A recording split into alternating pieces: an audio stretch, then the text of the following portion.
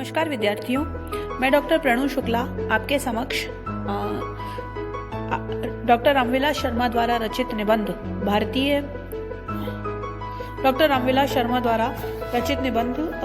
जो हम सुबह से पढ़ रहे थे, संघ साहित्य की ऐतिहासिक भूमिका के बारे में अध्ययन करवाने के लिए और करने के लिए उपस्थित हुई हूँ।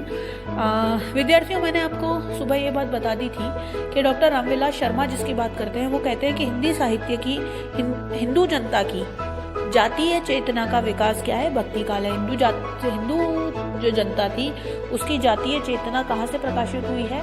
वो उसकी जातीय चेतना का विकास, उसकी जातीय चेतना का विकसन जो है वो क्या कहलाता है? भक्ति काल कहलाता है।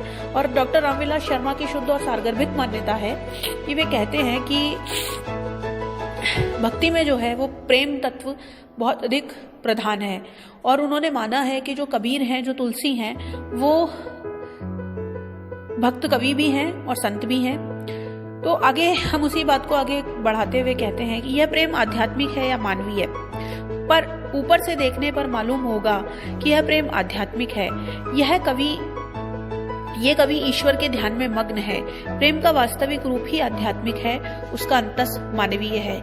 यह पंक्ति जो है, ये पंक्ति बहुत विश्लेषणात्मक पंक्ति है। इस पंक्ति का विश्लेषण करने में हमें बहुत अधिक मनस चेतना की आवश्यकता है विद्यार्थियों, कि जो डॉक्टर रामविलास शर्मा कहते हैं कि भक्ति जो है यह प्रेम आध्यात्मिक है और ये कवि ईश्वर के ध्यान में मग्न है। ये समाज सुधारक नहीं है।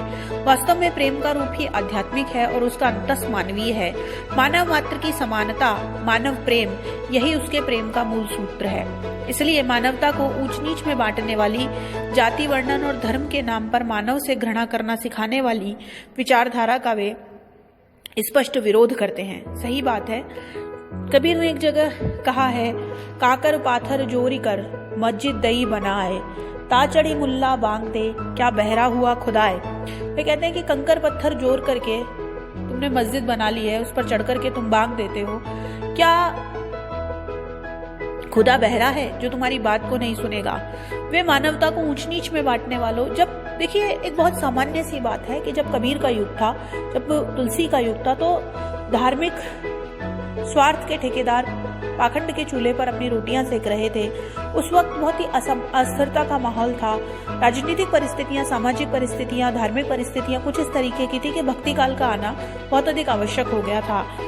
ऐसे में रामविलास शर्मा की मान्यता है, जो हमारे मार्क्सवादी आलोचक हैं, कि ऊंच नीच बंटवारा, जो जाति और धर्म के नाम पर मानव में घृणा करने वाली जो विचारधारा है, उसका स्पष्ट विरोध ये कवि करते थे। और सूर तुलसी में राम और कृष्ण की कथा के माध्यम से प्रेम का और भी स्पष्ट रूप प्रकट हुआ है।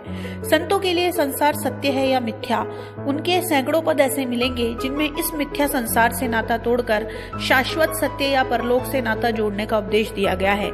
कुछ विद्वानों के लिए संत साहित्य का यही मूल संदेश है। क्या है कि मिथ्या संसार से नाता जोड़ करके और जो अलौकिक ईश्वर है, परलोक से नाता जोड़ा जाए। कुछ विद्वानों के लिए संत साहित्य का यही मूल संदेश है। वास्तव में मायावाद संत साहित्य का सबसे बड़ा कमजोर पहलू है। उसका ऐतिहासिक कारण यह है कि उस समय किसी क्रांतिकारी वर्ग के नेतृत्व में देश की सामंत विरोधी जनता का संगठन नहीं हुआ था। इसलिए एक कल्पित आनंद, कल्पित साधना द्वारा मनुष्य अपने हृदय को ढांढस बंधाता था। संत साहित्य का ये मायावादी रूप उसके सामंत विरोधी, संघर्ष प्रिय, चुनौती देने वाले सामाजिक रूप से टकराता है, उसे सीमित करता है। फिर तुलसीदास की यह स्पष्ट उक्ति है, क्या है? झूठो है झूठो सदा, जग संत कहत ते अनंत लहा है, जानेपन को गुमान बड़ो, तुलसी के विचार गंवार महा है। देखिए कि संत किसी क्रांतिकारी नेतृत्व का, किसी क्रांतिकारी वर्ग के नेतृत्व का संघर्ष इस समय नहीं हुआ था। जैसा कि मैंने आपको बताया, बहुत अधिक अस्थिरता का काल, अस्पष्टता का काल ये भक्ति काल था। और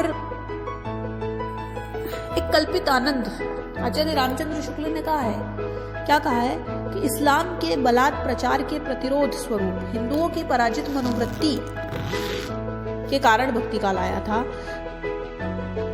लेकिन रामविलास शर्मा जो है वो उनके इसी मत का पोषण करते हुए कहते हैं कि मायावाद जो है वो संत साहित्य का सबसे बड़ा कमजोर पहलू है। वो मायावाद, संत साहित्य का मायावादी स्वरूप उसके सामंत विरोधी और सर्वप्रिय चुनौती देने वाले रूप से सामाजिक रूप से टकराता है, उसे सीमित करता है। फिर भी तुलसीदास की ये स्पष्ट उक्ति है, वो झूठा मानते हैं, संसार को झूठा मानते हैं और वे कहते हैं कि अगर इस संसार को जाननेपन का गुमान किसी को है तो तुलसीदास के विचार अत्यधिक गंवार है।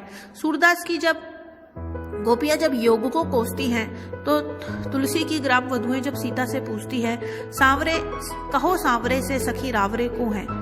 जब तुलसी की गोपियां जो है वो हम सभी जानते हैं, जो भ्रमर गीत है वो ज्ञान योग पर भक्ति योग का मंडन है, ज्ञान पर भक्ति की विजय है। तुलसी की ग्राम वधुएं जब सीता से पूछती हैं, कहो सांवरे से सखी रावरे को है, हे सखी ये जो सांवरे से हैं ये तेरे कौन है, तो मीरा विह्वल होकर के गाती है, असुअन जल सींच सींच प्रेम बेल बोई। तब संत साहित्य की धारा मानव प्रेम की ही प्रतिष्ठा करती है, वह इसी संसार में मनुष्य के परस्पर सुखद संबंधों को गौरवान्वित करती है।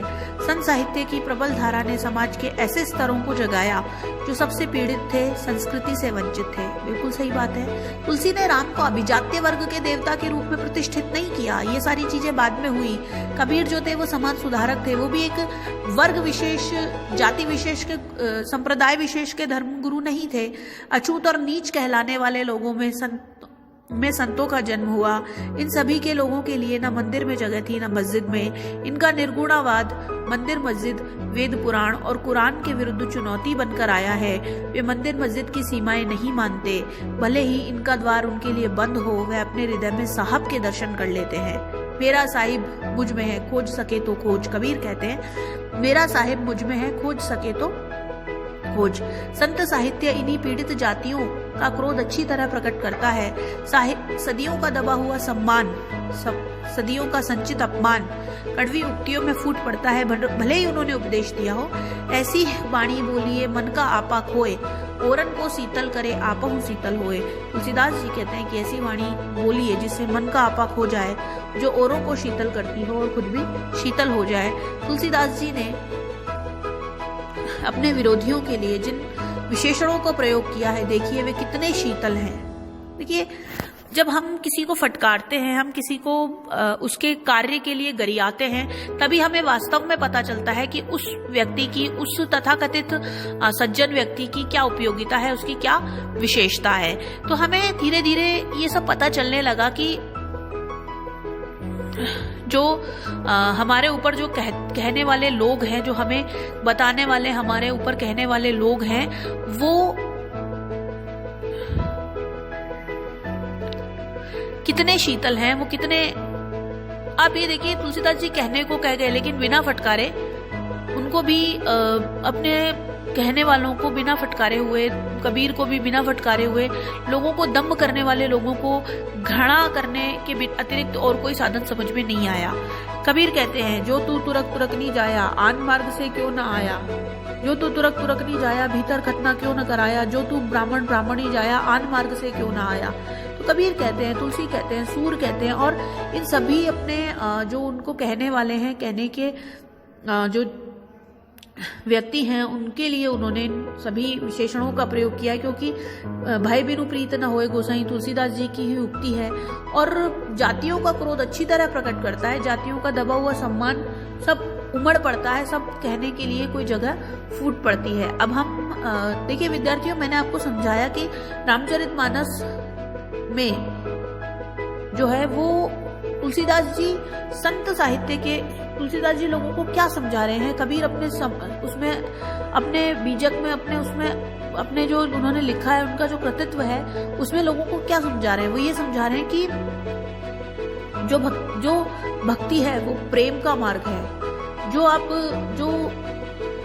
आपका जो धार्मिक पाखंड है उसको अलग करके केवल भक्ति से ईश्वर को प्रेम से पाया जा सकता है, ईश्वर को प्रेम से कहा जा सकता है। इसीलिए सूरदास ने ज्ञान योग पर भक्ति योग की विजय का चित्रण हमारे सामने